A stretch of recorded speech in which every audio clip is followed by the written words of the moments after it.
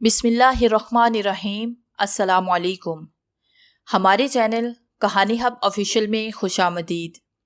नाजरीन, मैं आज आपके लिए इंतहाई खौफनाक और दिलचस्प कहानी लेकर आई हूँ, लेकिन कहानी शुरू करने से पहले आपसे गुजारिश है कि अगर आपने हमारा चैनल सब्सक्राइब नहीं किया तो आप हमारे इस चैनल को सब्सक्राइब कर लीजिए और बेल आइकन को भी प्रेस कर लें ताकि हर नई आने वाली वीडियो बआसानी आप तक पहुँच सके। जलता कफन, एक खौफनाक नावल, एपिसोड नंबर 2। एक इल्म वाले ने ये बात सुनने के बाद हर बात का अंदाजा लगाया और उसके अमल के बारे में आगाह किया कि इसके पास शैतानी इल्म था और यकीनन वो कब्रों के मुर्दे भी उखेड़ता होगा, क्योंकि चूहों बिल्लियों के कटे सर यही बात जाहिर करते हैं। ये बात लोगों के लिए आम न थी, बल्कि एक चौंका देने वाली बात थी। उन्होंने जिंदगी में पहली बार ऐसी बात सुनी थी। जिंदगी में पहली बार इस घिनौने मंत्र के बारे में सुना था और साईं बाबा का ख्याल दिल में घूमा कि जिस दिन ये पागल इंसान बुत बना था उस दिन साईं बाबा भी गायब था। क्या ये सब खेल बाबा साईं तो नहीं करवाता रहा? क्या इस पागल से वो अपना मकसद पूरा करवाता रहा है? लेकिन अब इन बातों का फायदा नहीं था। अब जो होना था वो हो गया था, लेकिन एक बात दिल में खटकती रही कि वो पागल इंसान से मुजस्मा कैसे बना? क्या किसी जिन्नाती मखलूक ने इसे जकड़ा है? क्या किसी गैबी मखलूक ने इसके जिस्म को बेहरकत बेजान किया है?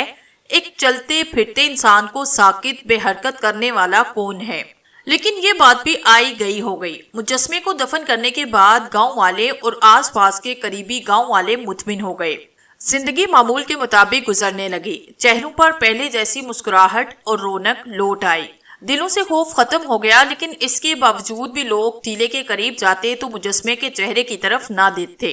चेहरे के सामने खड़े होने से घबराते कि कहीं आंखों की चमक मट्टी को चीरती हुई उनके जिस्मों को पिघला ना दे और वो भी दूसरे लोगों की तरह पिघलकर हड्डियों का ढांचा ना बन जाए।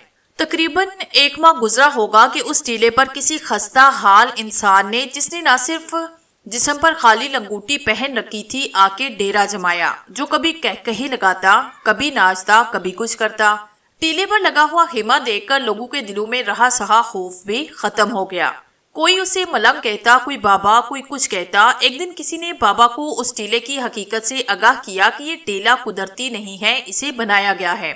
इसके नीचे एक मुजस्मा दफन है, जिंदा सलामत मुजस्मा, और ये उस शख्स का मुजस्मा है जिसे गाँव की घेलियों में, खेतों में, वीरानों में, कब्रिस्तानों में देखा जाता रहा है। इसे जब भी देखते बिल्लियां चूहे पकड़ता रहता। आंखों में अजीब चमक होती, जैसे आंखें ना हों बल्कि अंगारे हों, और जिस्म ऐसे होता जैसे रात भर अपने जिस्म पर खून मलता रहा हो। इस इंसान को न जाने किसने साकित कर दिया, किसने इंसान से मुजस्मा बनाया, और अब तक इसकी आंखों की चमक से कई अफराद जल चुके हैं, पिघल चुके हैं। बाबा लोगों की जुबानी ये कहानी सुनकर कहे लगाने लगा जैसे उसे खौफजदा किया जा रहा हो। टीला छोड़ने का कहा जाने लगा हो, लेकिन वो बोला, मैं यहाँ ही रहूंगा, मुझे किसी चीज से खौफ नहीं आता। जिंदगी भर वीरानों में घूमता रहा हूँ, कोई मेरा कुछ भी नहीं बिगाड़ सकता। लेकिन असल हकीकत कुछ और थी। ये बाबा भी शैतानी इल्म का माहिर समझा जाता था और गाँव वालों की बातें फैलते फैलते इस बाबा के कान तक भी जा पहुंची थी, और वो ये मुजस्मा हर सूरत में हासिल करना चाहता था। वो जानता था कि वो लगाते लगाते यहाँ तक पहुंचा। वो जानता था कि वो इससे हजारों भयानक किस्म के काम ले सकता है। चलते चलते और तलाश करते करते, खोज लगाते लगाते यहाँ तक पहुंचा, लेकिन यहाँ मुजस्मे को गायब पाकर परेशान हो चुका था। लेकिन जब गांव वालों ने ये बताया कि जहाँ वो बैठा है डेरा जमाए हुए है, यहाँ नीचे मुजस्मा मौजूद है, तो उसकी जुबान से कहे बुलंद होने लगे। उसे अपनी कामयाबी यकीनी नजर आने लगी। लोग उसकी दलेरी पर खुश हो रहे थे। उनके दिलों में थोड़ा बहुत जो खौफ था वो भी मलंग बाबा के आने से खत्म हो गया था। अब वो लोग पहले की तरह कब्रिस्तान में आने जाने लगे, लेकिन रातों को यहाँ का रुख ना करते और रात को बाबा अपने मंत्र पढ़ता रहता। इस मुजस्मे पर किए गए जादू को खत्म करने की कोशिश करता था, लेकिन उसे मुसलसल नाकामी हो रही थी, जिसकी वजह से वो सख्त परेशान था। एक दिन उसने लोगों से पूछा कि इसे झगड़ा किसने था, तो एक नई कहानी उसके सामने आ गई कि ये शख्स सारा दिन बिल्लियां चूहे इकट्ठे करता रहता, उनकी गर्दनें काट दिया करता, और सुना है कि ये कब्रें भी खोदा करता था। यहाँ एक बुजुर्ग हुआ करते थे, इसके पास रहा करता। मलंग बाबा ने बुजुर्ग का पूछा तो गांव वालों ने बताया कि जिस दिन ये इंसान से मुजस्मा बना वो बुजुर्ग गायब हैं। نہ جانے کہاں چلا گیا ہے، لگتا ہے یہاں قبرستان میں بہت بڑی بڑی بلائیں رہتی ہیں جو بابا کو ختم کر گئی اور اسے ساکت کر گئی ہیں۔ ملنگ بابا نے ہر بات کی چھان بین کر کے کہا، ٹھیک ہے، اب اس مجسمے سے کسی کو کوئی ڈر خطرہ نہیں۔ پہلے پہل تو میں بھی خوفزدہ ہوا تھا، لیکن اب جان گیا ہوں کہ یہ مجسمہ کچھ بھی نہیں کر سکتا۔ میرے پاس ایک منتر ہے، میں وہ شروع کرتا ہوں اور اس کی چمکتی آنکھوں کی بینائی ختم کرتا ہوں، اس کی آنکھوں کی چمک کو ختم کرتا ہوں۔ تم ایسا کرو، اس مجسمے کو مٹی سے باہر نکالو۔ یہ الفاظ سنتے ہی تمام لوگ کام کر رہ گئے اور بولے، یہ کبھی نہیں ہو سکتا، آپ اپنا علم اپنے پاس رکھیں۔ جب سے اس پر مٹی ڈالی ہے گاؤں میں سکون ہے۔ ہمارے لیے یہ اب اندھا ہو گیا ہے، مر گیا ہے، اس کی آنکھوں کی چمک ختم ہو گئی ہے۔ اگر دوبارہ ایسی بات کی تو قبرستان سے اٹھا کر باہر پھینک دیں گے۔ بابا لوگوں کی باتیں سن کے ڈر گیا، اسے اپنے مقصد میں ناکامی دکھائی دینے لگی۔ ادھر لوگوں کو بھی ملنگ بابا کھٹکنے لگا۔ انہوں نے اسے فوری طور پر ڈیرا اٹھا لینے کو کہا، لہٰذا دوسرے دن جب لوگ قبرستان کے قریب سے گزرے تو ملنگ بابا کا ڈیرا غائب پایا۔ شاید وہ لوگوں کی دھمکیوں میں آ چکا تھا، اس لیے بھاگ نکلا۔ لوگوں نے سوچا، لیکن ملنگ بابا نے بھی دل میں پکا ارادہ کیا تھا کہ وہ جب تک یہ مجسمہ حاصل نہیں کر لیتا سکون سے نہیں بیٹھے گا۔ لہٰذا وہ چلتا ہوا اپنے گرو کے پاس جا پہنچا اور مجسمے کا ذکر چھیڑ کر تمام رودات سنا ڈالی تو گرو نے کہا، اسے ایک ایسے انسان نے جھگڑا ہے جس کی تمام جنات پر حکمرانی تھی اور قبروں کے مردے سے بھی کام لے سکتا تھا۔ تم اس جیسا عمل کرو تو تم اس مجسمے پر فتح حاصل کر سکتے ہو۔ تم کسی طرح مجسمے کو ننگا کرو، مٹی کو ہٹاؤ اور 40 دن تک بلیوں اور چوہوں کا خون اس کے جسم پر پھینکو، پھر وہ تمہارے قبضے میں آ جائے گا۔ 41 دن یعنی آخری دن ایک نیا مردہ اس کے سامنے رکھنا، وہ تمہارا غلام ہو جائے گا۔ یہ کام مشکل نہ تھا، لیکن اصل مسئلہ مجسمے پر سے مٹی کو ہٹانا تھا اور اس کے بعد یہ عمل کرنا تھا۔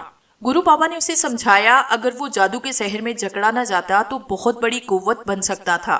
اگر تم یہ عمل کرو گے تو اس کی تمام تر قوت تیرے قبضے میں آ جائے گی۔ تم نے ہر روز 5 بلیاں اور 5 چوہے لے کر ان کے خون سے اسے نہلانا ہے، اپنا ورد پڑھنا ہے اور مجسمے پر پھونکے مارنی ہے۔ تب تم اپنا مقصد پالو گے، پھر بہت بڑا کارنامہ ہوگا۔ اگر ناکام ہو گئے تو تمہاری تمام تر طاقتیں اس مجسمے میں چلی جائیں گی۔ ادھر گاؤں میں ملنگ بابا کے متعلق لوگ عجیب عجیب باتیں کر رہے تھے۔ نمبردار کہہ رہے تھے، اتنی مشکل سے گاؤں والوں نے جان ہتھیلی پہ رکھ کر مجسمے کو دفن کیا اور وہ کہتا ہے کہ اسے دوبارہ ننگا کرو، مٹی ہٹاؤ، میں نے منتر پڑھنا ہے، اس کی چمکتی آنکھوں کی بینائی ختم کرنی ہے، یہ کرنا ہے، وہ کرنا ہے۔ نہ جانے کیسے کیسے لوگ اس دنیا میں بس رہے ہیں۔ آئندہ کسی بھی ملنگ بابے کو گاؤں میں یا گاؤں کے ارد گرد بھٹکنے نہ دینا۔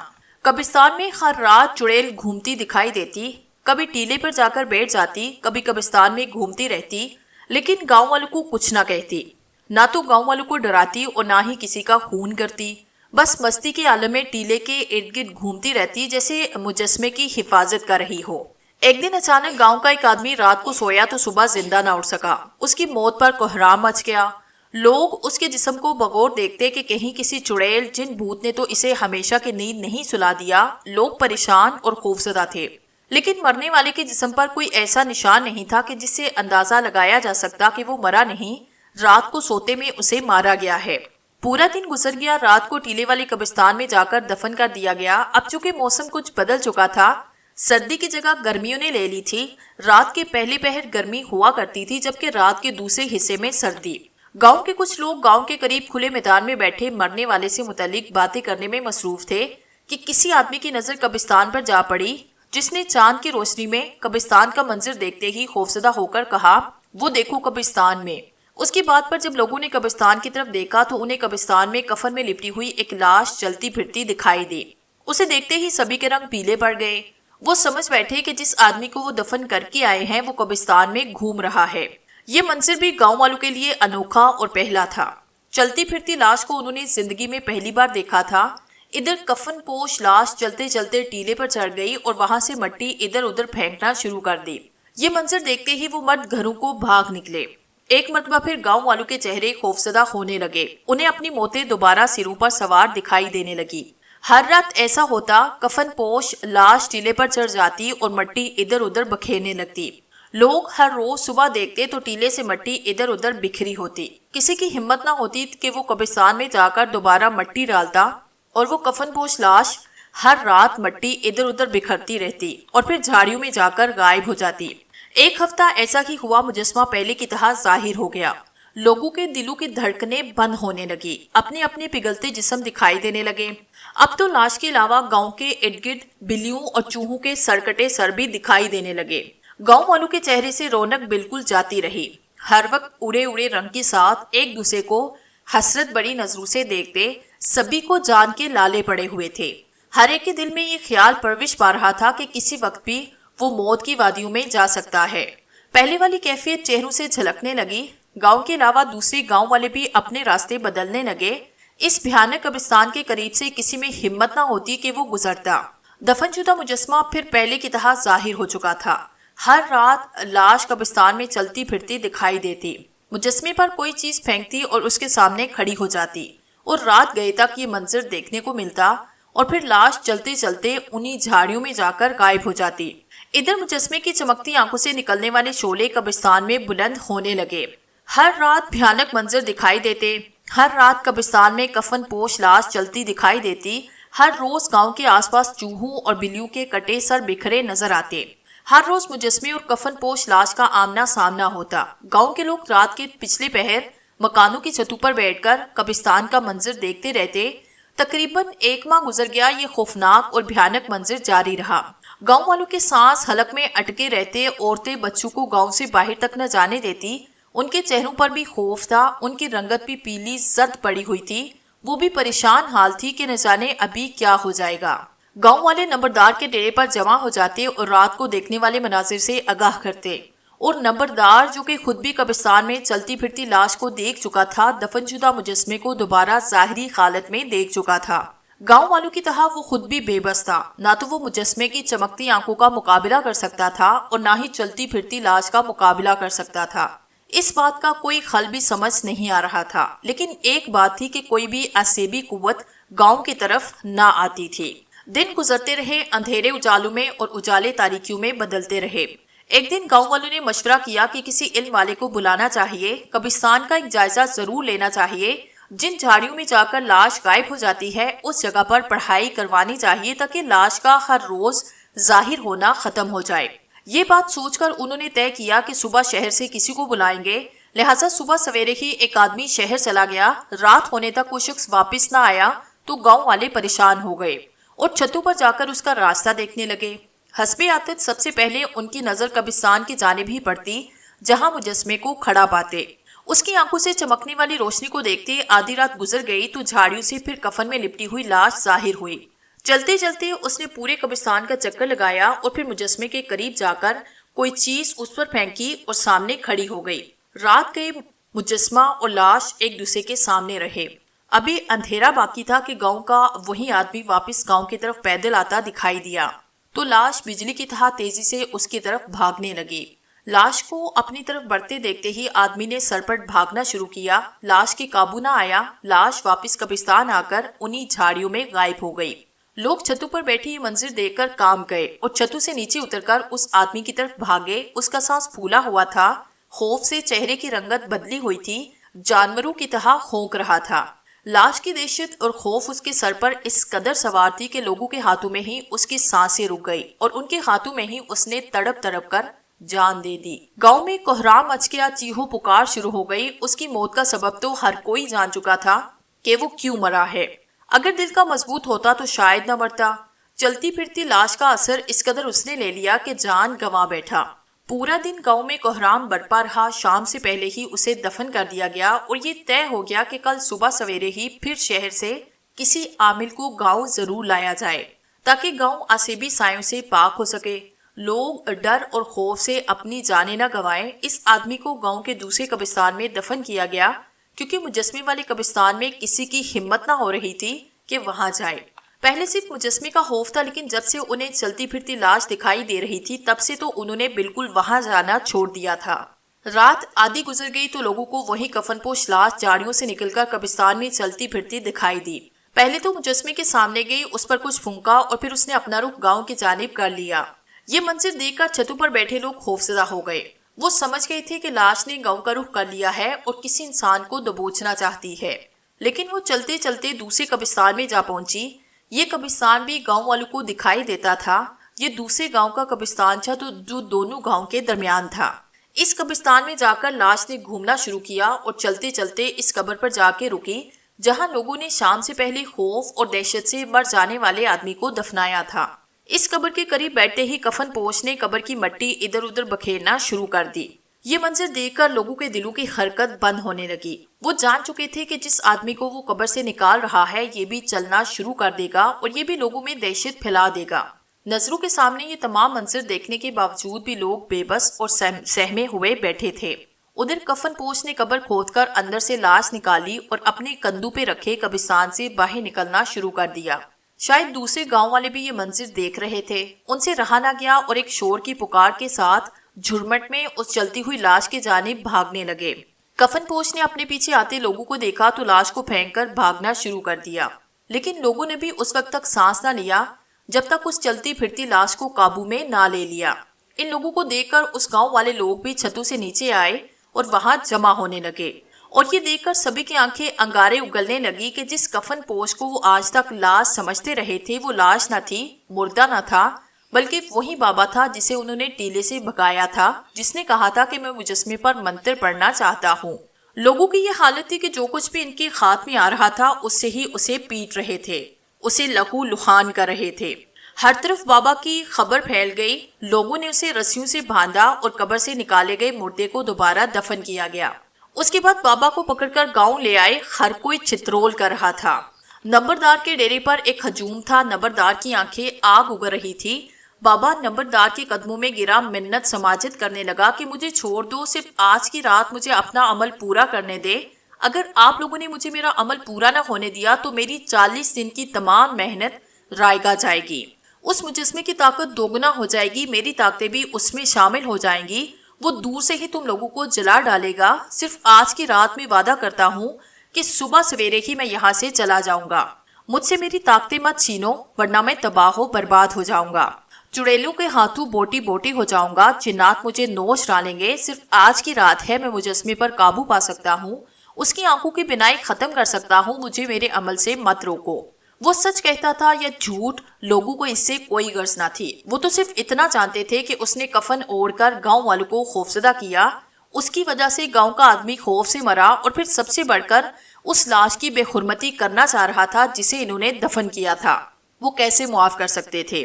لیکن بابا بار بار کہہ رہا تھا کہ میری موت تم سب کی موت ہوگی، اور میرا آج کی رات زندہ رہنا تم سب کے لیے ہمیشہ کی زندگی ہوگی۔ اس مجسمے کی تمام بینائی میں کھینچ لوں گا، ہر چیز میرے قبضے میں ہوگی۔ یہی عمل ہے جو ہر چیز کو میرا غلام بنا سکتا ہے۔ اس کی باتوں پر لوگ طیش میں آ رہے تھے، اور نمبردار نے گاؤں والوں سے مشورہ کیا کہ اس سے کیسا سلوک کیا جائے، آج کی رات چھوڑ دیا جائے یا پھر۔ لیکن ہر کسی کی زبان پر یہی الفاظ تھے کہ ہم ایک لمحے بھی اس کو زندہ نہیں دیکھنا چاہتے۔ بابا نے چوہوں اور بلیوں کے کٹے سروں کا بھی اعتراف کیا کہ ان کا خون مجسمے پر انڈیلتا رہا ہے، اپنے علم کو کامیاب بنانے کے لیے ایسا کرتا رہا ہے۔ تب نمبردار کے حکم سے پہلے بابے کو بندی رسیوں سے گھسیٹنا شروع کیا۔ گاؤں کی گلیوں میں گھسیٹتے رہے اور شور مچاتے رہے کہ یہ شخص ہے جسے ہم چلتی پھرتی لاش سمجھتے رہے ہیں، اس کی وجہ سے ایک موت ہوئی تھی، اس نے اس کی قبر اکھیڑ کر اس کی لاش کو بھی باہر نکالا تھا۔ کوئی کہہ رہا تھا کہ اسے زندہ ہی جلا دیا جائے، کوئی کہہ رہا تھا کہ اسے زندہ زمین میں دبا دیا جائے، اور کوئی کہہ رہا تھا کہ اسے درخت کے ساتھ باندھ کر چھوٹے بڑے پتھروں سے مروایا جائے تاکہ اسے کسی کے کیے کی سزا مل جائے۔ یہ رائے سبھی کو پسند آئی۔ اسے ایک درخت کے ساتھ باندھ دیا گیا اور اعلان کیا گیا کہ سبھی اس شیطان نما انسان کو پتھر مارے، لہٰذا ایسا ہی ہوا۔ ہر کوئی اسے اینٹیں پتھر مارنے لگا، ہر کوئی اپنے خوف کا بدلہ لینے لگا، اور بابا خون میں بھیگی زبان سے صرف ایک ہی لفظ کہہ رہا تھا، میری موت تم سب کی موت ہوگی۔ مجسمے کی آنکھوں کی چمک دوگنا تیز ہو جائے گی، میرا سارا جادو اس میں چلا جائے گا۔ لیکن لوگ اسے جھوٹ سمجھتے رہے اور پتھر مارتے رہے۔ وہ خون میں لت پت درخت کے ساتھ بندہ تڑپتا رہا اور تڑپتے تڑپتے ہی ٹھنڈا ہو گیا۔ اسے اس کے کیے کی سزا مل گئی۔ اس کے مرتے ہی قبرستان بھیانک آوازوں سے گونج اٹھا۔ ابھی صبح نہ ہوئی تھی، اندھیرا باقی تھا کہ انہیں ہر طرف سے بھیانک چہرے دکھائی دینے لگے۔ یہ دیکھتے ہی سبھی لوگ اپنے اپنے گھروں میں گھس گئے۔ انہیں ملنگ بابا کی تمام باتیں یاد آنے لگی کہ اس کی موت سبھی انسانوں کی موت ہوگی۔ اب ہر کوئی پچھتا رہا تھا، ہر کوئی اپنے آپ کو موت کے شکنجے میں پھنسا سمجھ رہا تھا۔ صبح ہو گئی تو لوگ ڈرے ڈرے گھروں سے باہر نکلے۔ اسی درخت کے پاس آئے تو وہاں بابا کی لاش کی بجائے ہڈیوں کے ڈھانچے کو کھڑے پایا، جس کے جسم کی تمام کھال پگھل کر زمین پر جمی پڑی تھی۔ یہ منظر دیکھ کر وہ سبھی خوف سے کانپنے لگے۔ جب ان کی نظر قبرستان کی جانب اٹھی تو وہاں سے مجسمہ غائب تھا۔ اسے زمین نگل گئی یا آسمان یا پھر چڑیلیں اٹھا کر لے گئی تھی۔ گاؤں والوں کے خوف میں اضافہ ہوتا گیا۔ وہ ایک دوسرے سے باتیں کرنے لگے کہ ہمیں بابا کی بات مان لینی چاہیے تھی، اسے ایک رات کی زندگی دے دینی چاہیے تھی، لیکن اب کیا فائدہ تھا۔ انہوں نے اس ڈھانچے کو چارپائی پہ لٹایا اور عزت کے طور پر کفن پہنایا تاکہ اسے دفنا سکیں، لیکن کفن پہنائے ابھی چند سیکنڈ ہی ہوئے تھے کہ اس کے جسم کے گرد لپٹا کفن جلنے لگا۔ یہ منظر دیکھ کر لوگوں کی چیخیں نکل گئی۔ کفن کا جلنا معمولی واقعہ نہ تھا، عبرت ناک اور چونکا دینے والا تھا، اور ایسا ہو جانا عذاب الہی تھا جو دنیا والوں کو دکھایا گیا تھا کہ شیطانوں کو اپنا پیشوا سمجھنے والوں کے لیے آخرت میں عبرت ناک سزا ہے۔ جلتا کفن دیکھ کر لوگ کانوں کو ہاتھ لگانے لگے، توبہ توبہ کرنے لگے۔ پورے گاؤں میں یہ خبر پھیل گئی۔ دوسرے گاؤں والے بھی یہ خبر سن کر گروپ در گروپ بھاگے آئے اور باتیں کرنے لگے کہ گھناؤنے اور بھیانک کام کرنے والوں کے ساتھ ایسا ہی ہونا چاہیے تھا۔ کفن جل گیا، ڈھانچہ برہنہ ہو گیا تو مشورے سے دوبارہ کفن پہنا دیا گیا۔ اس کے ساتھ کفن کا چمٹنا تھا کہ کفن دوبارہ جل اٹھا۔ کفن کے ساتھ ساتھ ڈھانچہ بھی سیاہ ہونے لگا۔ ہر کوئی حیران پریشان تھا۔ ایک دفعہ پھر مشورہ ہوا کہ تیسری بار بھی دیکھ لیتے ہیں، شاید اب کی بار کفن نہ چلے، لیکن تیسری بار کفن پہناتے ہی ویسا ہی ہوا۔ کفن جلتے جلتے ڈھانچے کو جلانے لگا۔ عذاب الہی دیکھ کر لوگوں نے ڈھانچے کو اٹھایا اور جا کر ایک گڑھے میں پھینک کر مٹی ڈال دی۔ اب شام ہی لوگوں کو اپنے ارد گرد ڈھانچہ چلتا پھرتا دکھائی دیتا، لیکن یہ ان کا وہم تھا۔ اصل خوف تو اس مجسمے کا تھا جو کہ غائب ہو گیا تھا، جس کے بارے میں بابا نے بتایا تھا کہ میری تمام تر طاقت اس مجسمے میں چلی جائے گی، وہ حرکت کرنے لگے گا، انسانوں کو جلا ڈالے گا، اور شاید مجسمے نے ملنگ کو بھی جلا ڈالا تھا۔ تبھی تو دوسرے آدمیوں کی طرح اس کے جسم کی کھال بھی زمین پر جمی پڑی تھی۔ 2 دن گزر گئے لیکن مجسمہ دکھائی نہ دیا، اور نہ ہی گاؤں میں کوئی خونی واقعہ رونما ہوا۔ ادھر جاگیردار صاحب چند ملازموں کی حفاظت میں نمبردار کے پاس آئے، کیونکہ یہ خبر اسے مل چکی تھی کہ مجسمہ غائب ہو گیا ہے۔ اس نے اپنے دوست نمبردار سے تمام معلومات حاصل کی۔ ملنگ بابا کی تمام کہانی نمبردار نے اسے سنائی کہ ہم نے ملنگ کو مار کر بڑی غلطی کی ہے۔ اگر اسے ایک رات کے لیے چھوڑ دیتے اور وہ لاش مجسمے کے سامنے رکھ کر اپنا منتر پڑھ کر اپنی طاقت بڑھا لیتا اور مجسمے کی دونوں آنکھیں نکال لیتا، ان کی چمک کو ختم کر دیتا، تو شاید گاؤں میں سکون ہو جاتا۔ جاگیردار چلایا، نمبردار گاؤں والوں کو چھوڑو، وہ مرتے ہیں تو مرنے دو، جلتے ہیں تو جلنے دو۔ مجسمے کی آنکھوں کی چمک سے ان کے جسموں کی کھال پگھلتی ہے تو پگھلنے دو۔ تم اپنی فکر کرو، میری فکر کرو۔ جو کہانی میرے اندر تڑپ رہی ہے، مچل رہی ہے، وہی کہانی تمہاری ہے۔ جتنا خوفزدہ مجسمے سے میں ہوں، اگر تمہیں علم ہو جائے تو تم بھی تڑپ کر رہ جاؤ۔ نمبردار جاگیردار کی باتیں سن کر چونکا اور بولا، میں سمجھا نہیں جاگیردار، تم کیا کہنا چاہتے ہو؟ جاگیردار چلایا، کفن پوش کو تم لاش لے جانے دیتے، اسے اپنا عمل پورا کرنے دیتے۔ تم نے اس ملنگ کو نہیں مارا، مجھے مارا ہے، میرے خاندان کو مارا ہے، اپنے آپ کو مارا ہے۔ جاگیردار کی بدلی کیفیت دیکھ کر اور کچھ نہ سمجھتے ہوئے نمبردار نے کہا، جاگیردار کھل کر بات کرو، کیا پہیلیاں بچوا رہے ہو؟ تب جاگیردار بولا، شاید تم جانتے نہیں، تمہارے بیٹوں نے گاؤں سے باہر اپنے ڈیرے پر ایک عورت اور 2 لڑکیوں کو پناہ دی تھی اور ان سے زیادتی کی کوشش کی تھی، پھر انہیں جان سے مار ڈالا تھا اور افواہ پھیلا دی تھی کہ وہ پھندا لے کر مر گئی ہیں۔ اتنی بات سنی تھی کہ نمبردار نے جاگیردار کو اشارے سے خاموش رہنے کو کہا اور اپنے ارد گرد کھڑے ملازموں کو باہر بھیج دیا۔ تب کہا، جاگیردار جوان ہون ہے اور ایسا ہوتا رہتا ہے، ایسی باتوں کو سر پر سوار نہیں کرتے۔ جانتا ہوں کہ میرے بیٹوں کے ہاتھوں وہ مری ہیں اور ان کے صدمے میں ماں بھی ان کی مر گئی تھی، لیکن تم پریشان کیوں ہو؟ اس میں پریشانی والی کون سی بات ہے؟ نمبردار یہی تو ایک کہانی ہے، یہ جو پگھلتے لوگوں کو دیکھ رہے ہو نا، جلتے دیکھ رہے ہو نا، اسی کہانی کا ایک حصہ ہے۔ یہ لفظ سنتے ہی نمبردار چونک گیا اور گھبراتے ہوئے بولا، کیا مطلب ہے؟ تب جاگیردار نے کہا، وہ دونوں لڑکیاں اور اس کی ماں ہمارے گاؤں سے بھاگ کر آئی تھی۔ اس کی 3 جوان بیٹیوں نے ہمارے گاؤں میں پھندے لے کر جان دے دی تھی۔ تم بھی؟ نمبردار نے ہر بات سمجھتے ہوئے کہا، ہاں میرے بیٹے بھی۔ اور اس مجسمے کو جانتے ہو، یہ ان بہنوں کا اکلوتا بھائی ہے نہ جانے کم وقت کیسے زندہ بچ گیا، حالانکہ ٹانگوں سے باندھ کر پورے گاؤں کی گلیوں میں اسے کھنچوایا تھا، لیکن بچ نکلا۔ لیکن یہاں تک کیسے آیا، مجسمہ کیسے بنا، اس کی آنکھوں میں چمک کیسے آئی، یہ بات میری سمجھ سے باہر ہے۔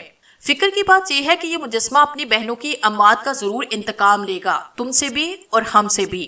جاگیردار کی باتیں سن کر نمبردار جو پرسکون تھا یکدم کانپ اٹھا۔ اس کی رگوں میں چلنے والا خون ایک لمحے کو رکا، آنکھوں کے سامنے اندھیرا چھایا، خود کو زمین پر ڈوستے ہوئے محسوس کیا، اکھڑے اکھڑے لفظوں کے ساتھ بولا، جاگیردار اب کیا کریں، کچھ حاصل دکھائی نہیں دے رہا، تم نے تو میرے جسم کو جلا دیا۔ ایسے لگتا ہے کہ مجسمے کے ہاتھوں پگھلنے والا سب سے پہلا انسان میں ہی ہوں گا، میری ہڈیوں کو ہی لوگ قبر میں دبائیں گے۔ یار میں مرنا نہیں چاہتا، مجھے زندہ رہنا ہے، ابھی میں نے دیکھا ہی کیا ہے، بلاؤ کسی عامل کو جو اس مجسمے کو جکڑ کر جلا سکے۔ ہاں یاد آیا، ملنگ بابا نے اپنے گرو کا نام لیا تھا کہ اس نے مجھے چوہوں اور بلیوں کا خون مجسمے پر انڈیلنے کے لیے کہا تھا، اس نے ہی مجھے آخری رات لاش مجسمے کے سامنے رکھنے کو کہا تھا۔ گرو کا لفظ زبان پر آتے ہی دونوں کی آنکھیں چمک پڑی اور فوری طور پر نمبردار نے اپنے ملازم کو پکارا اور کہا کہ فلاں شہر کے فلاں کونے میں ایک شخص لنگوٹی پہنے، بال بکھیرے، جن بھوت بنا ہوا نظر آئے گا، اسے اٹھا لاؤ، میں رات ہونے سے پہلے ہی اس مجسمے کو ختم ہوتے دیکھنا چاہتا ہوں۔ اتنی باتیں کہنے کے بعد دونوں دوست گاؤں سے باہر نکلے اور ملازم پیچھے پیچھے۔ جس طرف دونوں جاتے گردنیں جھک جاتی، چلتے رک جاتے، باتیں کرتے شخص خاموش ہو جاتے۔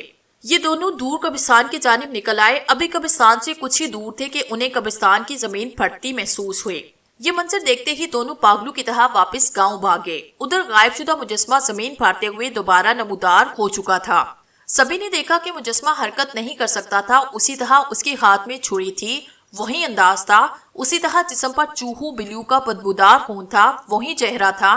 مجسمے کے دوبارہ ظاہر ہوتے ہی ہر طرف افراتفری پھیل گئی۔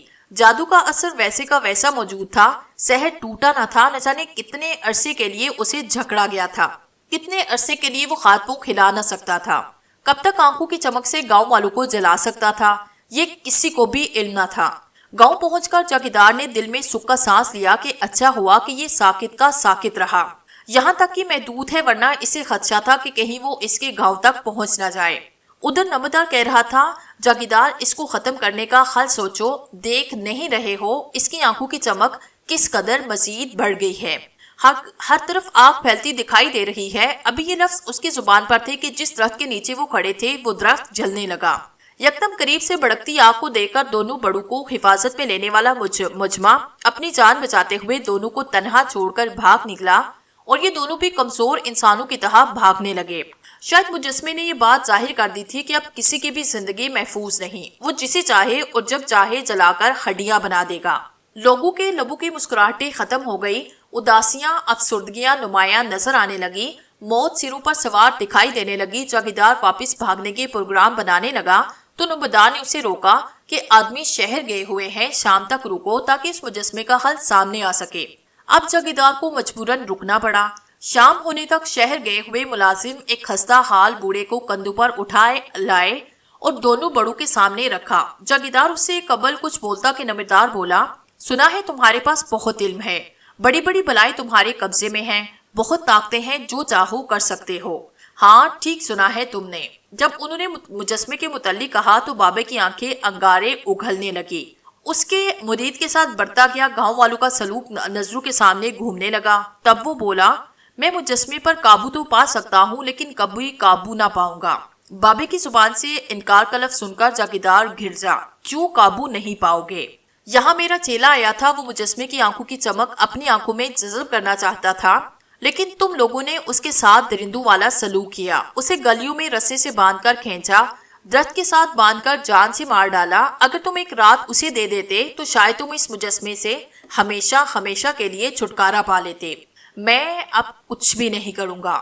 نمبردار اور جاگیردار کو اپنی جانوں کی فکر تھی، لیکن نمبردار اپنا وقار بلند کرتے ہوئے بولا، دیکھو بابا صاحب، یہ جو گاؤں والے ہیں نا، سب ہمارے اپنے ہیں، ہم نہیں چاہتے کہ ان میں سے کسی ایک کی بھی مجسمے کے ہاتھوں موت ہو، ہم کسی کو بھی جلتے پگھلتے نہیں دیکھ سکتے۔ گاؤں والے جاگیردار کی زبان سے اپنی حفاظت کی باتیں سن کر جاگیردار اور نمبردار کی تعریفیں کرنے لگے کہ انہیں گاؤں والوں کی کتنی فکر ہے، لیکن سائیں بابا کسی بھی صورت ماننے کو تیار نہ ہوا۔ تب نمبردار نے اسے دھمکی دی، اگر تم نے ایسا نہ کیا تو تمہیں بھی اس ملنگ کی طرح گلیوں میں گھسیٹا جائے گا، تمہیں بھی درد کے ساتھ باندھ کر پتھروں سے مارا جائے گا۔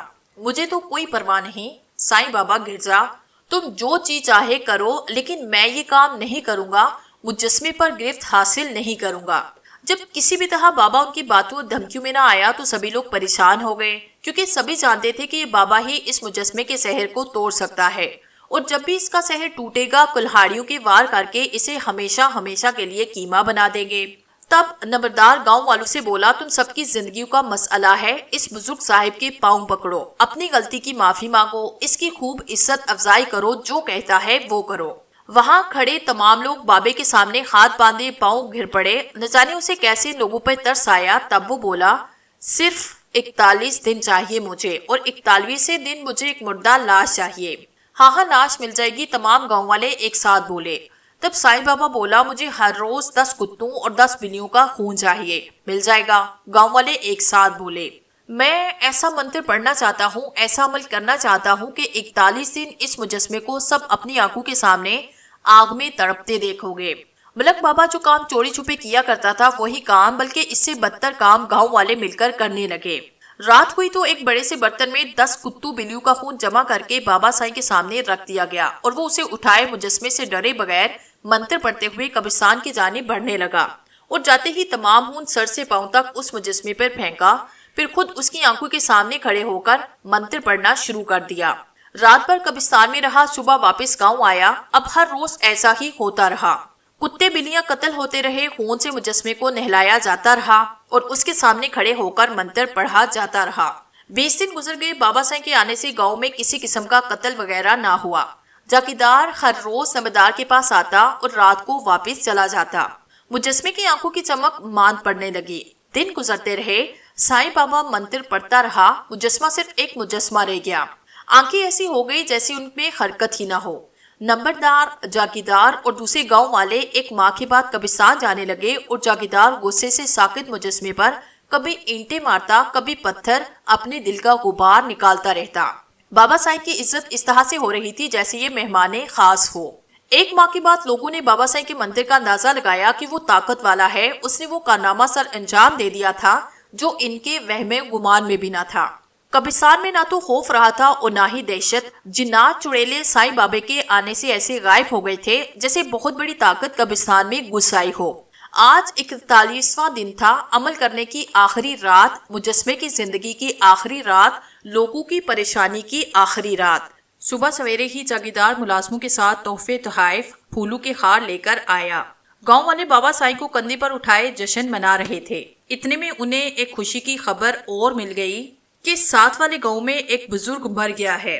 یہ پہلا دن تھا کہ گاؤں والوں نے کسی کے مرنے پر کھلکھلا کر کہے لگائے، جشن منائے۔ پورا دن جشن مناتے گزر گیا۔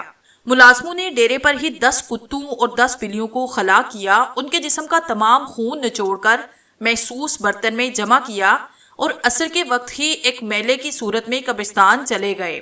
دوسرے گاؤں والوں کو نمبردار کا پیغام بھیج دیا گیا کہ مرنے والے کو دفن نہ کیا جائے، اس کی لاش یہاں ڈیرے پر لائی جائے تاکہ بزرگ کی لاش سامنے رکھ کر اپنا عمل مکمل کر سکے۔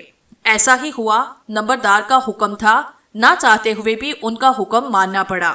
دونوں بڑوں نے پہلے تو جا کر مجسمے کے سر پر پتھر اور جوتے مارے، اور پھر گاؤں والوں سے کہا کہ اسے جوتے مارو، پتھر مارو، کیونکہ صبح تک یہ جل کر راکھ ہو جائے گا۔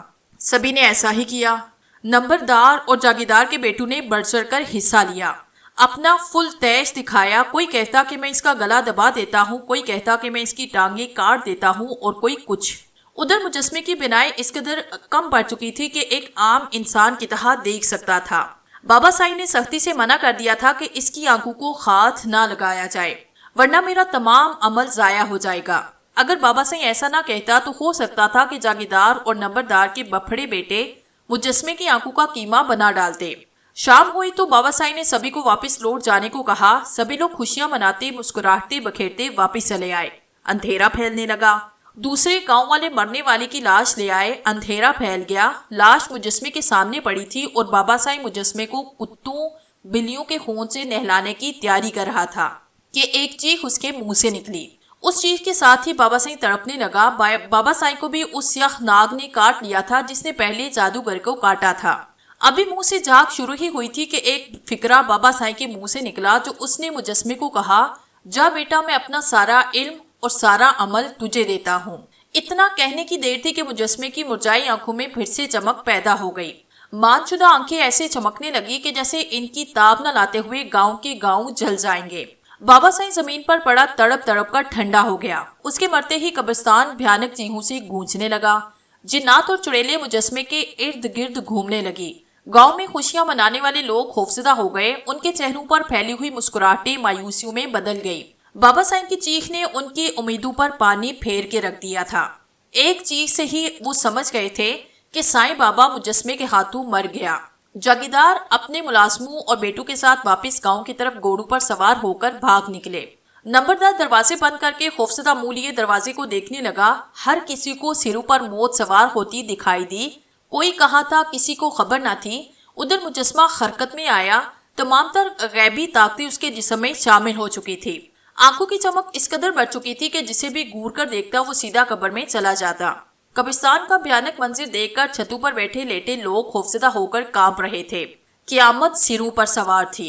पूरा गांव जानता था कि इन सब ने मुजस्मे के सर पर जूते मारे हैं, पत्थर मारे हैं, और वो इनसे इस हरकत का इंतकाम जरूर लेगा, जरूर इन्हें मौत की नींद सुला देगा। मुजस्मा एक बार फिर गायब हुआ। सुबह हो गई। लोग डरते हुए घरों से बाहर निकले।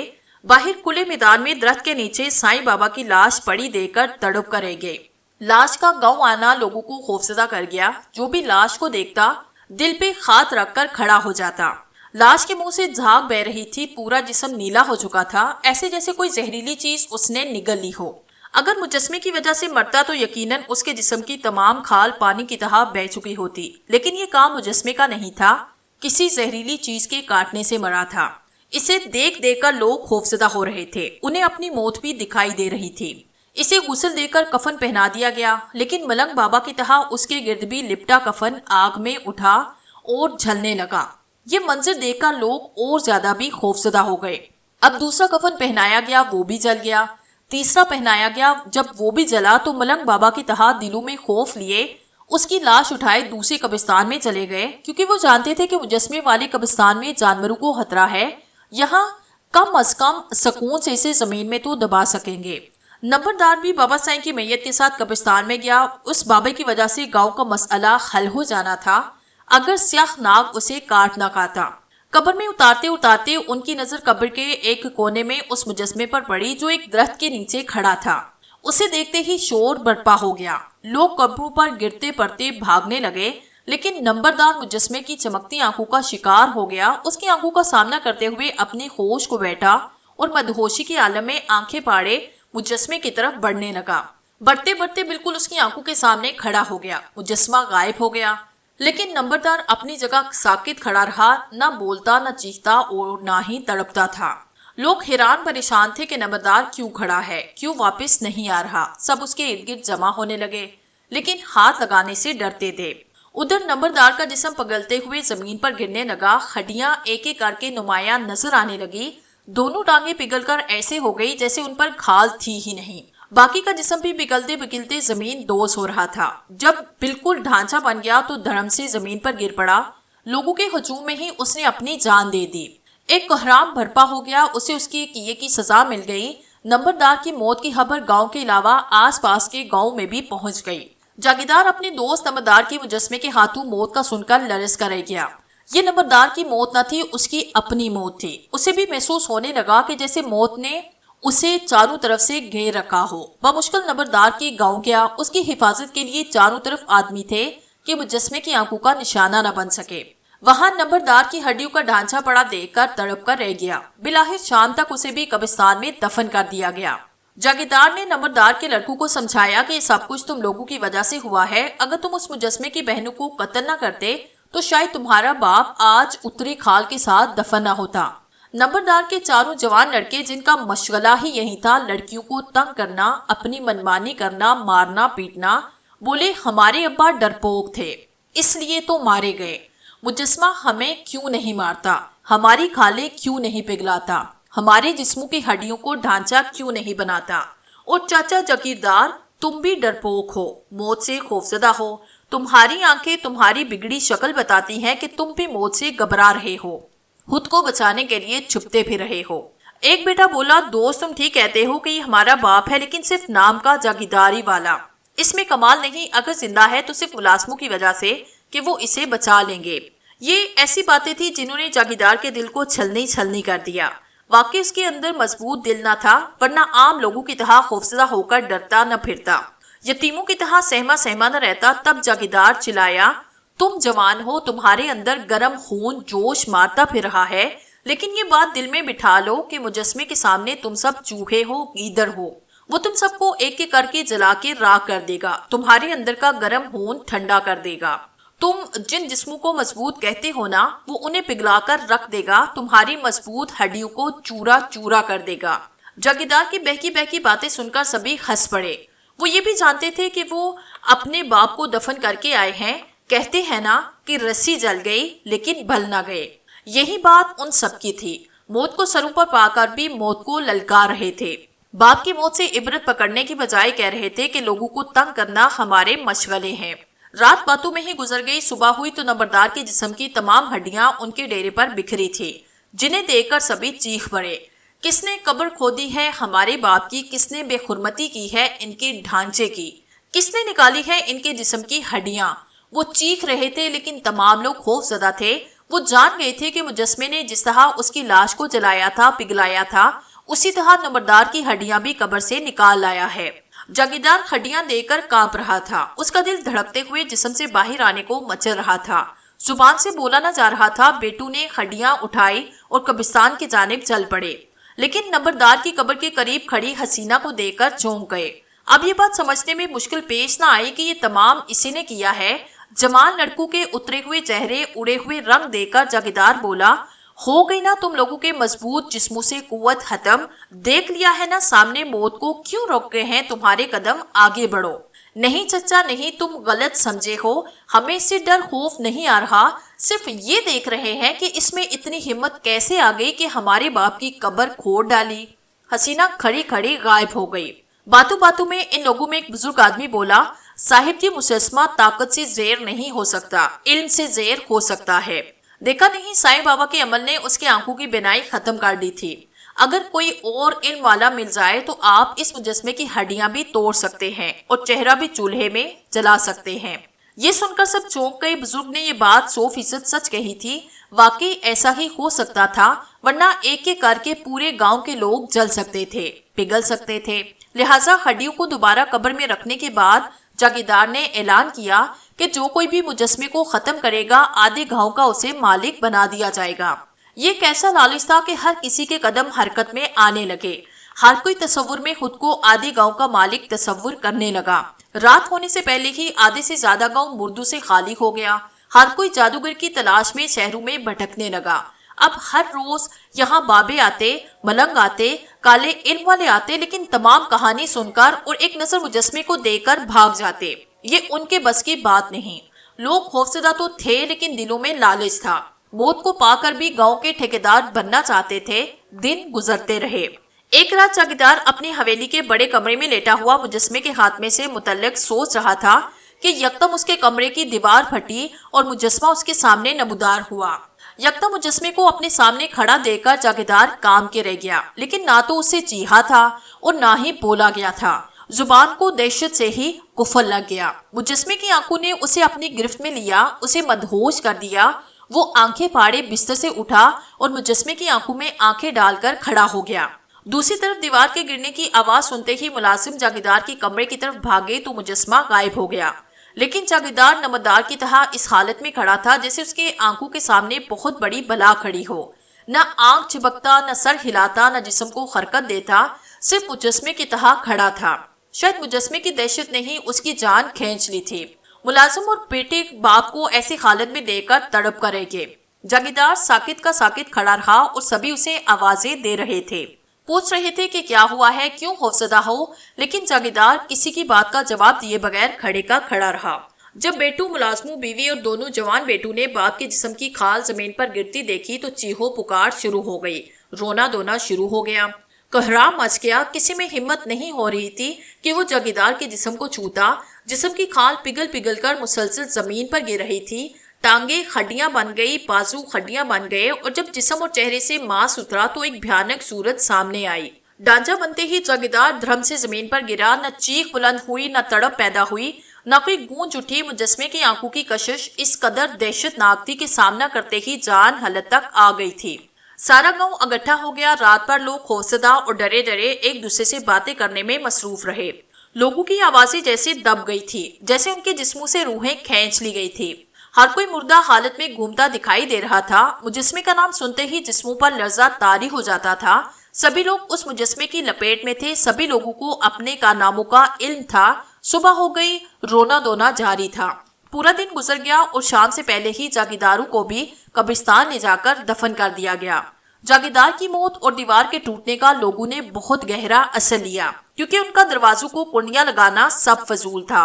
किसी वक्त, किसी लम्हे में वो मुजस्मा जहां दिल चाहता नमूदार हो सकता था, जिसे चाहता अपना शिकार बना सकता था। दूसरे ही दिन आधे से ज्यादा गांव खाली हो गया। लोग अपनी जाने बचाने की गर्ज से बीवी बच्चों को साथ लिए दूर दराज इलाकों में जाने लगे।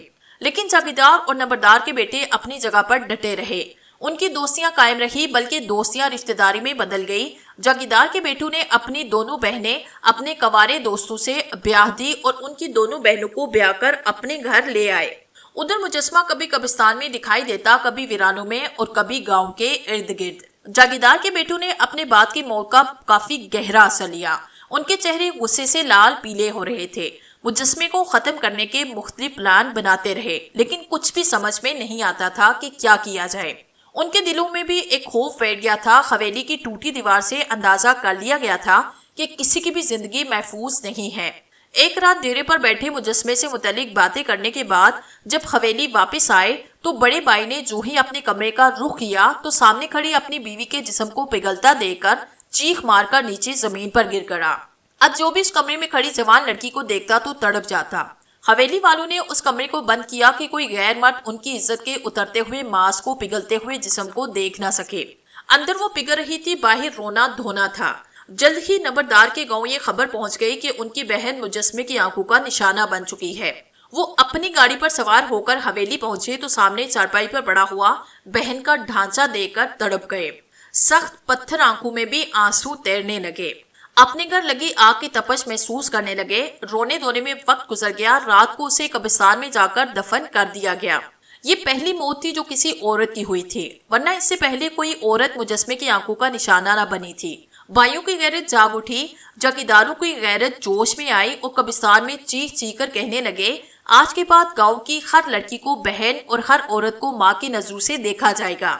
सबकी रिश्तें एक जैसी होती हैं, लेकिन अब वक्त गुजर चुका था। जाहिद की बहनों से किया गया सलूक वापस नहीं आ सकता था। अभी भाई बहन को दफन करने के बाद वापस गांव जाने ही वाले थे कि दूसरी बहन हाथ बांधे खड़ी हो गई कि मुझे यहाँ से ले चलो, मेरी बहन मर गई है, अब मेरी बारी है। अब मुजस्मा मुझे अपना शिकार बनाएगा। लेकिन भाई उसे तसल्लियां देने लगे कि सब्र करो, उस मुजस्मे के खात्मे के बारे में सोच विचार कर रहे हैं, उसकी चमकती आंखों को कमजोर करने के बारे में सोच रहे हैं। लेकिन बहन को कब सुकून चैन मिलता। उसने अपनी आंखों से अपनी बहन के पिघलते जिस्म को देख लिया था, अपने घर में ही मौत को देख लिया था। किसी को खबर नहीं थी कि वो इतनी जल्दी इन सब से दूर हो जाएगी। रोज रोज के घिनौने वाकयात से गांव वाले इस कदर खौफजदा हो गए कि उन्होंने हमेशा हमेशा के लिए गांव छोड़ने का ऐलान कर दिया और जागीरदार के बेटों को अपने जाने से मुतल्लिक आगाह किया। तो रात को तमाम गांव वालों को जमा किया गया कि इस मसले का फैसला करते हैं। नंबरदार के बेटे को पैगाम भेज दिया गया कि वो भी यहाँ आए ताकि मुजस्मे के मुतालिक कुछ गौर किया जा सके। रात होते ही नंबरदार का बेटा मुराद भी अपनी बेगम के साथ गाड़ी में बैठकर जागीरदार के गांव की तरफ चल पड़ा। अचानक रास्ते में धमाका हुआ, गाड़ी का टायर फटा। ऐसे लगा जैसे बहुत बड़ा धमाका हुआ। नंबरदार मुराद गाड़ी से नीचे उतरा, टायर चेक किया और अकेले ही गाड़ी का टायर तब्दील करने लगा। जब टायर तब्दील करके दोबारा गाड़ी में बैठा तो बेगम की तरफ देखा। वो ऐसे खौफजदा नजरों से बाहर के मनाजिर को देख रही थी जैसे डर गई हो। मुराद ने भी उसे बुलाना गवारा ने किया और गाड़ी चला दी ताकि जल्द से जल्द गांव पहुंच जाए। वो अपनी बेगम की ये डरी डरी सूरत नहीं देखना चाहता था। तेज तेज गाड़ी भगाता हुआ गांव तक आया और हवेली के एक तरफ गाड़ी खड़ी की। बेगम की वही आंखें थी, वही डरी डरी सूरत थी, उतरा हुआ चेहरा था। जब उसे गौर से देखा तो एक चीख अलग से पार हो गई, क्योंकि वो सिर्फ डरी डरी न थी बल्कि उसकी दोनों टांगे हड्डियों का ढांचा बन चुकी थी। जिस्म की खाल पिघल पिघल कर गाड़ी में जम रही थी। शायद जहां गाड़ी पंक्चर हुई थी वही मुजस्मा नमूदार हुआ था और मुराद की बीवी को अपनी आंखों का निशाना बना गया था। हालांकि घर से तो वो हंसी खुशी निकली थी। सभी हवेली वाले उसे पुकारने लगे, आवाजें देने लगे, लेकिन वो जहां थी जैसे थी आंखें खोले बैठी रही। जब आग की तपश हलक तक आई तो उसके मुंह से लंबे लंबे सांस निकले और साथ ही वो गाड़ी से नीचे जमीन पर गिर पड़ी। एक कोहराम था जो हवेली में बरपा था, एक क्यामत थी जो जहां बीत चुकी थी। हर तरफ रोना धोना और चीहो पुकार थी। पूरी रात ऐसे ही गुजर गई। दूसरे दिन उसे भी कब्रिस्तान में उतार दिया गया। हर किसी की आंखें भीग रही थी। सिर्फ मलंग बाबा को मारने की इतनी भयानक सजा मिल रही थी। अगर उसे एक रात की जिंदगी दे देते तो शायद गांव वाले मुजस्मे के खातू ना पिघलते, ना ढांचे बनते। अभी लोग वहीं कब्रिस्तान में खड़े थे और दिन भी डूब रहा था। एक बुजुर्ग ने कब्रिस्तान में आकर डेरा लगा लिया। बुजुर्ग को कब्रिस्तान में दाखिल होते ही तमाम गांव वालों की आंखें चमक उठी। उनके खौफजदा मुरझाए हुए चेहरों पर कुछ कुछ रौनक आ गई। सभी बुजुर्ग के इर्द गिर्द जमा हो गए। एक अजनबी बुजुर्ग के हाथों को चूमने लगे, कदमों को पकड़ने लगे। चंद दिन गुजर गए। लोग उनके हाथ मुंह दबाते रहे और बुजुर्ग को गांव में मुजस्मे से मुतल्लिक आगाह कर दिया। लोगों के जलते जिस्मों के मुतल्लिक आगाह किया और रो रो कर फरियाद की कि इनके मुतल्लिक कुछ सोचे, वरना गांव खाली हो जाएंगे, अकेली औरतें रह जाएंगी। बुजुर्ग ने लोगों की कहानी सुनकर एक ठंडी सांस ली और कहा, मैं तमाम कहानी जानता हूँ, गांव में हर रोज कत्ल होने के मुतल्लिक जानता हूँ।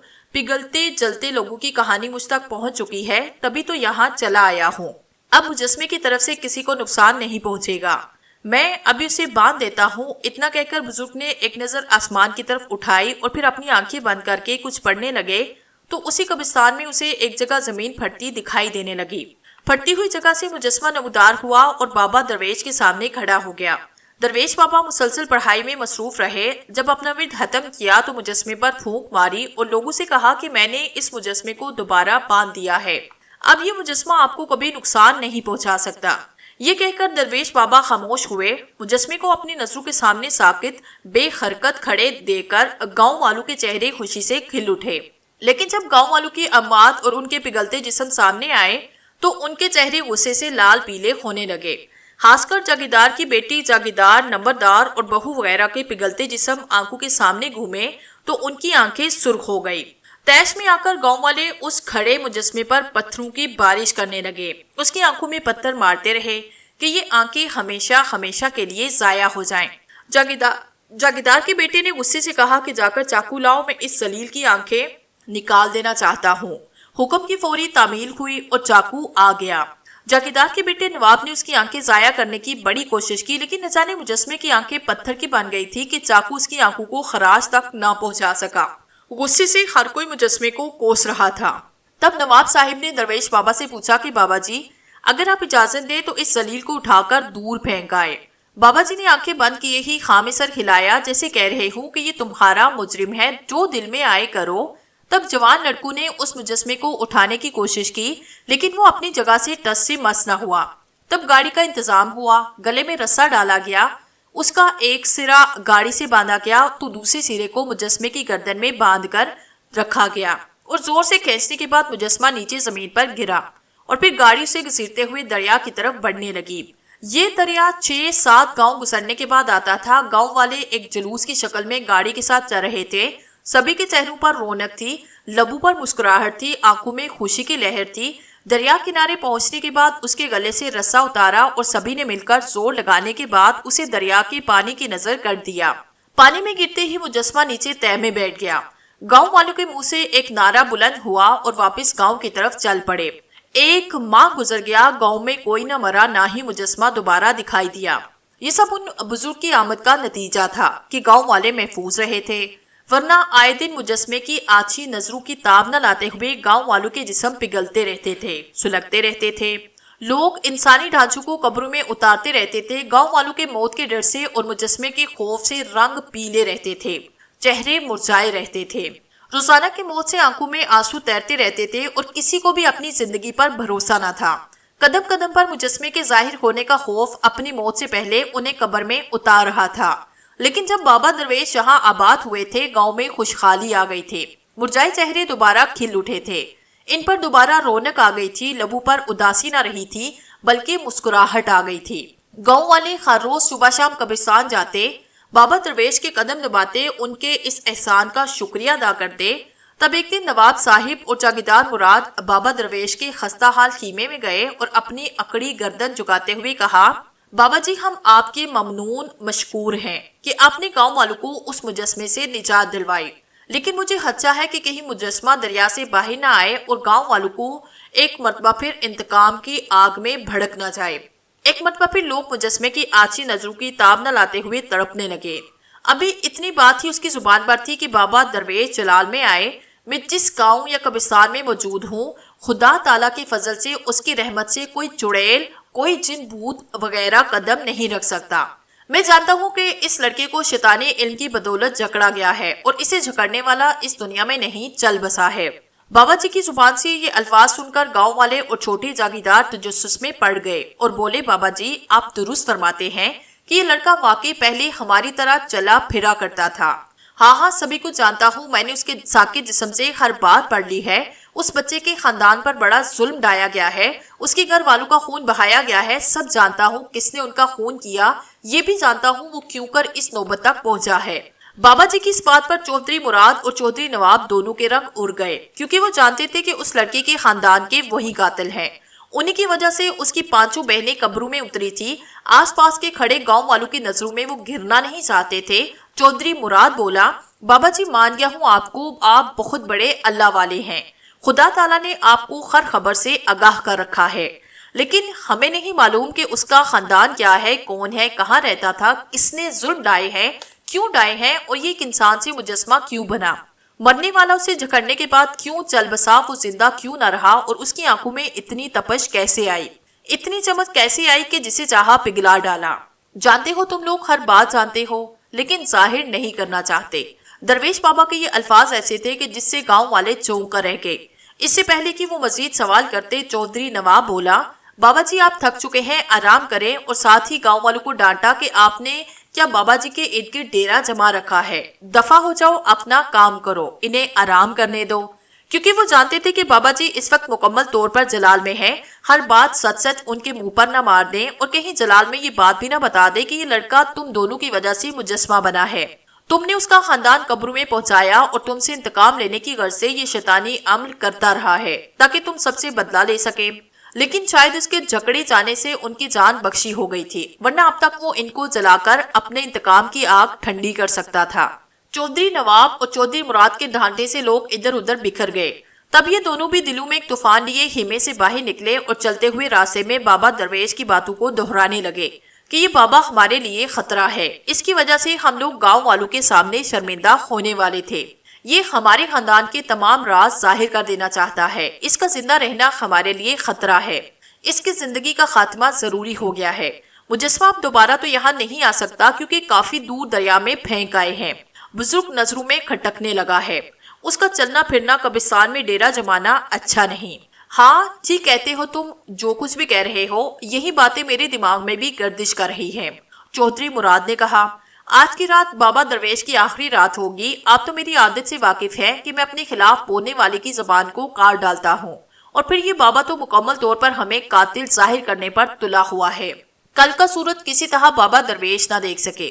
ویسے بابا سے کہہ دینا چاہیے کہ وہ اس قبرستان میں اپنی قبر خود کھودنا شروع کر دے، بہت عزت پالی ہے اس نے گاؤں والوں کی نظروں میں، دن رات میرے حکم پر اس کے ہاتھ منہ دباتے رہے ہیں گاؤں والے، اور یہ باتیں کرتے کرتے دونوں بڑی حویلی تک آئے اور اپنے خاص ملازم کو بلا کر کہہ دیا کہ صبح کا سورج، صبح کا اجالا، صبح کی روشنی بابا درویش دوبارہ نہ دیکھ سکے، اگر وہ صبح کی روشنی دیکھے گا تو پھر رات کی تاریکی تم نہ دیکھ سکو گے، جانتے ہو نا میرے کتے شیروں سے زیادہ پھرتیلے اور طاقت والے ہیں، سمجھے ہو نا میری بات، سرکار آپ جو چاہتے ہیں ویسا ہی ہوگا۔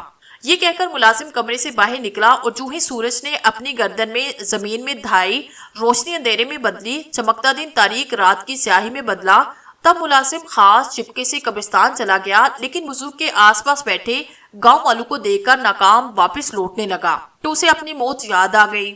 شیروں جیسے پھرتیلے اور تیز کتے نظروں کے سامنے گھومنے لگے کہ اگر میں نے بابا درویش کو قتل نہ کیا تو کتوں میرے جسم کی بوٹی بوٹی گاؤں میں بکھیر دیں گے، میرے جسم کے خون سے اپنے دانتوں کو رنگ لیں گے۔ یہ خیال آتے ہی وہ سیدھا بابا درویش کے خیمے کے کچھ دور جا کر ایک جگہ چھپ کر گاؤں والوں اور بابا درویش کی باتیں سننے لگا۔ گاؤں والے نے مجسمے کا قصہ چھیڑا ہوا تھا کہ آپ اس مجسمے سے متعلق ہر بات جانتے ہیں کہ وہ ایک انسان سے مجسمہ کیسے بنا۔ تب بزرگ نے بتایا کہ دنیا میں بہت گناونے کام بھی ہوتے ہیں، لوگ عمل شروع کر دیتے ہیں اور جب عمل پورا نہیں ہوتا تو جنات کے قبضے میں خود بھی آتے ہیں اور پھر جنات جو چاہتے ہیں اس سے کرواتے ہیں، جیسے یہ انسان سے مجسمہ بنا، یہ بھی جنات کے قبضے میں ہے۔ ادھر چودھری مراد کے وفادار کو بابا کے ختم کرنے کا خیال آیا تو وہ آگے بڑھا اور گاؤں والوں سے مخاطب ہو کر گرجا، تم لوگوں نے یہاں ڈیرا جما رکھا ہے، چودھری صاحب تم لوگوں کو بلا رہے ہیں۔ یہ حکم سنتے ہی ڈرپوک اور سہمے ہوئے لوگ گاؤں کی طرف بھاگنے لگے۔ تب بابا نے اس وفادار کو آخری لفظ بولا، تم تو ایسے یہاں آتے ہو جیسے موت کا فرشتہ بتائے بغیر آتا ہے۔ ہاں بابا ہاں، تم ٹھیک کہتے ہو، آج اور ابھی تم بھی مجھے ایک انسان نہیں موت کا فرشتہ سمجھ لو۔ یہ کہتے ہی اس نے اپنے ہاتھ بابا درویش کی گردن پہ رکھے۔ چند لمحوں میں بابا جی کی اکھڑی سانسوں میں کلمہ شہادت کی آواز تاریک ویرانے میں گونجنے لگی۔ اس ظالم نے یہ بھی نہ سوچا کہ وہ کیا کر رہا ہے، کیوں کر رہا ہے، ایک دنیا دار کے حکم پر ایک مقدس ہستی کو دنیا سے مٹا رہا ہے۔ لمحوں میں ہی بزرگ صاحب کی کھلتی زبان بند ہو گئی، ہر طرف سناٹا اور خوف پھیل گیا۔ بابا جی کو ختم کرنے کے بعد ابھی وہ خیمے سے باہر نکلا ہی تھا کہ اپنے سامنے مجسمے کو کھڑا دیکھ کر کام کے رہ گیا۔ بھاگنا چاہتا تھا لیکن بھاگ نہ سکا، چیخنا چاہتا تھا لیکن چیخ نہ سکا۔ بزرگ صاحب کی موت کے ساتھ مجسمے کی آنکھوں میں روشنی آ گئی تھی اور یہاں کیسے پہنچا تھا یہ ملازم کو خبر تک نہ ہوئی تھی۔ وہ تو مجسمے کی آچھی اور تیزابی آنکھوں میں آنکھیں ڈالے کھڑا تھا، جلتی آنکھوں کا شکار ہو چکا تھا، جسم پگھلنے لگا تھا، ٹانگوں سے چمڑا اترتا جا رہا تھا، ہڈیاں صاف نظر آ گئی تھی۔ لمحوں میں ہی بزرگ صاحب کی لاش کے ساتھ ملازم کی لاش پڑی تھی۔ ادھر چودھری نواب اور چودھری مراد اپنے ملازم کی خبر سننے کے لیے بے چین تھے، آنکھوں میں کھٹکنے والے بزرگ کی موت کی خبر سننے کو بے قرار تھے۔ لیکن رات ڈلتی جا رہی تھی، وفادار واپس نہ آیا تو دونوں کو خوف لاحق ہوا کہ کہیں درویش بابا نے اسے اپنے علم کی بدولت مجسمے کے تحت جکڑ تو نہیں دیا۔ یہ خیال ذہن میں ابھرتے ہی انہوں نے اپنے دوسرے ملازم کو بلایا اور قبرستان کی طرف بھیجا۔ وہ سب اکٹھے قبرستان پہنچے تو وہاں مڑے ہوئے وفادار کو دیکھ کر جہاں کھڑے تھے وہیں ان کے قدم زمین بوس ہونے لگے۔ ایک مرتبہ انہیں اپنے سروں پر ناچتی ہوئی موت دکھائی دی، ایک مرتبہ پھر خود کو موت کے پنجوں میں پایا، لیکن یہ کسی کو خبر نہ ہوئی کیونکہ وہاں مجسمے کا نام و نشان نہ تھا۔ پھر بزرگ کی طرف دھیان گیا کہ کہیں بزرگ نے ایسی حالت تک نہیں پہنچایا۔ ہمت کر کے خیمے کے اندر گئے تو سامنے بزرگ ہستی کو عالم میں بیٹھے پایا۔ ان کا چہرہ چمک رہا تھا اور وہ ایسے لیٹے تھے جیسے سوئے ہوئے ہیں۔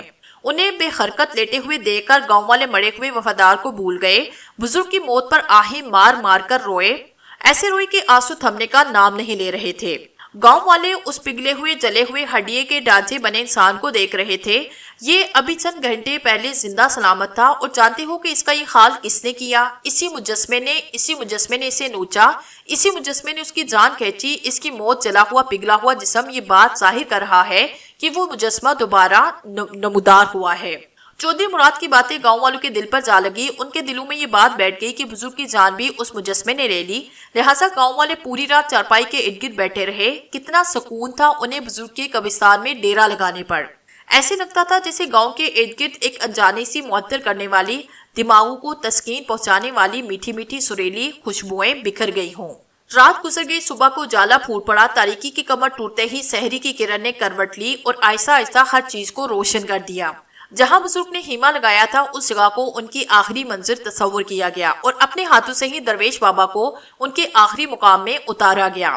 وہی کھڑے کھڑے دعا کے لیے ہاتھ اٹھائے، ایک بزرگ کے دل و دماغ میں ایک سوال کھٹکنے لگا کہ رات کو جب تمام گاؤں والے ان کے ارد گرد بیٹھے ان کی باتیں سن رہے تھے تو نہ تو انہیں کوئی بخار تھا، نہ طبیعت میں ناسازی دکھائی دی تھی۔